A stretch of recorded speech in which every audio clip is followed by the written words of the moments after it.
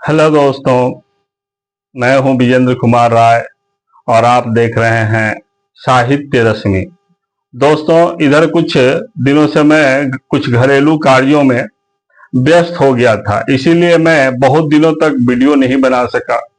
इसके लिए मैं आप लोगों से हृदय से क्षमा मांगता हूं। लेकिन अब मैं पूरे जोश और उत्साह के साथ उपस्थित हो गया हूं इस डिजिटल प्लेटफॉर्म पर नेहा सिंह राठौर का मुंहतोड़ जवाब देने के लिए।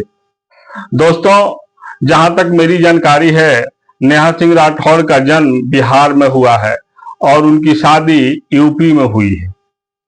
और भारतीय नारी का चरित्र, स्वभाव कहिए या संस्कार कहिए, ऐसा होता है जो अपने मैके और ससुराल दोनों स्थानों की प्रतिष्ठा को बचाने में वह ढाल का काम करती है।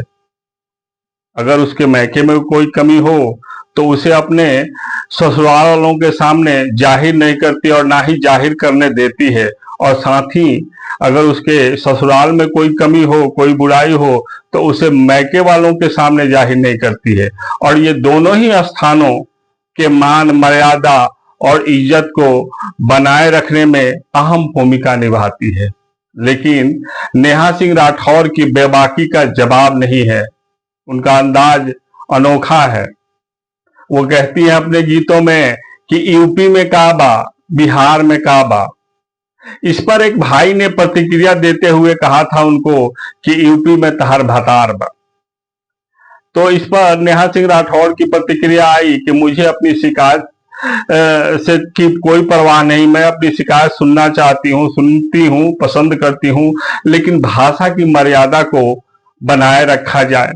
अब नेहा सिंह राठौर भाषा की मर्यादा को बनाने की अपील कर रही हैं और अपने जब कहती हैं लेने देने की बात या भोजपुरी को चोलिया के खोलिया से निकालने की बात कहती हैं, तो उसमें भाषा की मर्यादा बनी रहती है। ये ठीक है कि पवन सिंह ने या रवि किशन ने अपने गीतों में इस तरह से अश्लील शब्दों का प्रयोग किया है, लेकिन क्या यहाँ कबीर की वो पंक्ति चरितार्थ नहीं होती कि आवत गाड़ी एक है उल्टत हो अनेक, कहे कबीर न उलटिए वही एक की एक। लेकिन नहीं। और मैं छाती ठोक के कहता हूं कि जिस भाई ने ये बात कहा है, उन्होंने किसी भी अमर्यादित भाषा का उपयोग नहीं किया है। किसी भाषा वैज्ञानिक को बुला करके डिबेट कर लिया जाए। काउंटर चैलेंज करता हूं मैं कि भतार शब्द भर्ता का, हिंदी खड़ी बोली भर्ता का ही पर्याय है और यह पति का पर्यायवाची है। भर्ता का अर्थ होता है भरण पोषण करने वाला और इसी को भोजपुरी में भतार कहा जाता है। और इस दृष्टिकोण से उस भाई ने कोई गलती नहीं की है। अगर वो कहीं भाई मिलेगा मुझे तो मैं उसे हृदय से लगा करके धन्यवाद दूंगा। और इस दृष्टिकोण से यूपी में तो तुम्हारा भतार है, ये है, तुम्हारी सास का भतार है, तुम्हारी गोतनी के भतार है, तुम्हारी ननद का भतार है। और अब थोड़ा सा बिहार आ जाओ तो यहाँ तुम्हारी माई का भतार है, तुम्हारी दादी का भतार है, तुम्हारी मौसी का भतार है, तुम्हारी चाची का भतार है और तुम्हारी काकी का भतार है। तो ऐ भतार वाली, अगर तुम कुछ पढ़ी लिखी या समझी होती तो जानती ना कि जननी जन्म भूमिश्च स्वर्गादपि गरियसी, अर्थात माता और मातृभूमि स्वर्ग से भी बेहतर है, सर्व स्वर्ग से तो उत्तम है। बिहार की जिस मिट्टी में तुमने जन्म लिया है ना, उसमें मां की ममता है और इसके आकाश में पिता का प्यार है। और ये बात पूरे भारतवासियों के लिए लागू होती है। इसी बिहार में सम्राट अशोक और चंद्रगुप्त मौर्य जैसे गौरवशाली राजाओं के गौरवशाली अतीत विद्यमान है। इसी बिहार में आर्यभट्ट, पाणिनि, बराहमिरी, पिंगल, पतंजलि जैसे महान विद्वान की कर्मभूमि रही है ये बिहार की धरती, और जिनके ज्ञान के प्रकाश से आज पूरी दुनिया प्रकाशित हो रही है। हमारा ऐसा गौरवशाली बिहार है। और तुम कहती हो कि बिहार में क्या है? बिहार में बहुत कुछ है। असाधारण प्रतिभा के धनी डॉक्टर राजेंद्र प्रसाद इसी बिहार की मिट्टी से पैदा हुए थे। अब तुम जिस गरीबी को लेकर के, बिहार की जिस गरीबी को लेकर के बिहार से पलायन की बात कर रही हो राजनीति के प्रतिस्पर्धा से प्रेरित होकर के, तो मैं ये पूछना चाहता हूं कि इस गरीबी और पिछड़ेपन के लिए जिम्मेदार कौन है? ये जिम्मेदार वही लोग हैं जो आज तुम्हारे कांधे पर बंदूक रख करके मोदी जी पर निशाना लगा रहे हैं।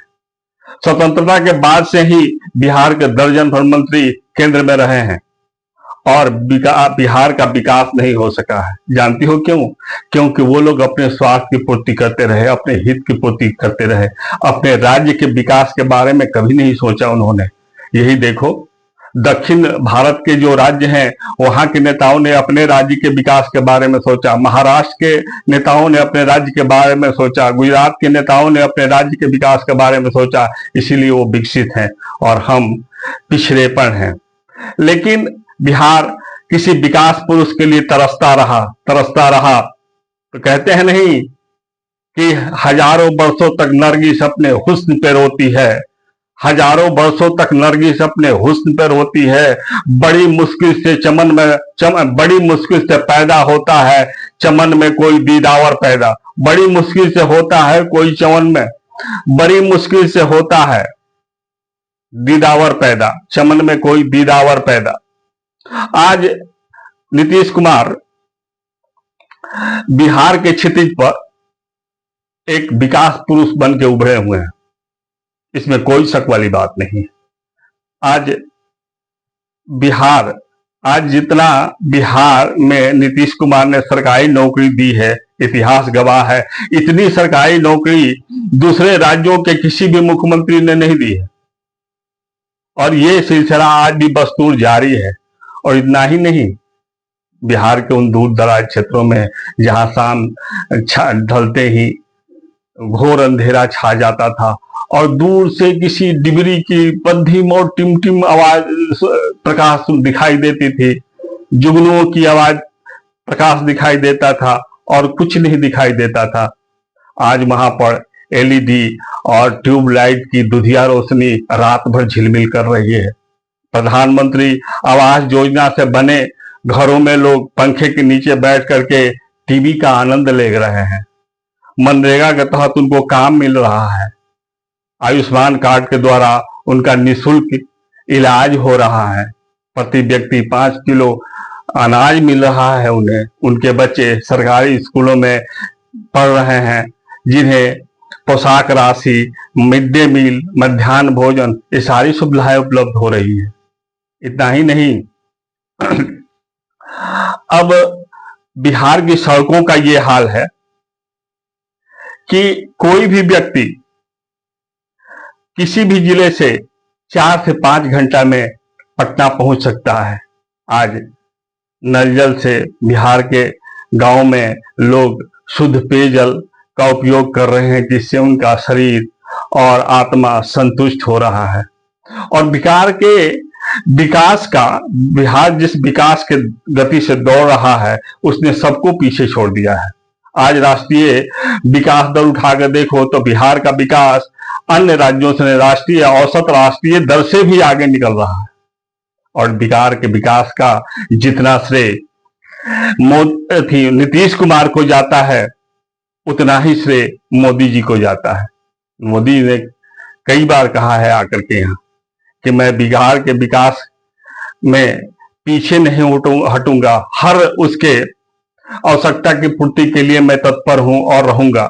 और ये जितना से मैं कहता हूं कि जितना से नीतीश कुमार को जाता है उतना ही श्रेय मोदी जी को जाता है। और मोदी जी के इस कृपा के लिए बिहारवासी सदैव उनके ऋणी रहेंगे। और तुम चाहे जितना फूहड़पन, मैं समझता हूं कि इतना फूहड़ और बेशर्म औरत हमने नहीं देखा जितना तुम अश्लील और जितनी भद्दी और हल्की बातें बोलती हो। बस मैं समझता हूं कि तुम्हारे घर में कोई भी स्वाभिमानी आदमी नहीं है, अगर होता तो तुम्हें जरूर रोकता। हो सकता है कि रोकता भी हो तो तुम उनकी बात नहीं मानती हो, क्योंकि तुम जो कर रही हो तुम्हारे अच्छे से बाकी जितने भी हैं लोग दुनिया के, भारत के, सभी अंधभक्त हैं मोदी के, और उसमें से मैं एक भी हूं। लेकिन एक बात समझ लेना, मैं भी तुम्हारे हर बात का जवाब दूंगा, हर बात का जवाब दूंगा। क्योंकि जब कोई नीचे गिर जाता है ना, बहुत नीचे गिर जाता है, तो उसको ऊपर उठाने के लिए उठाने वाले को नीचे गिरना ही पड़ता है। धन्यवाद।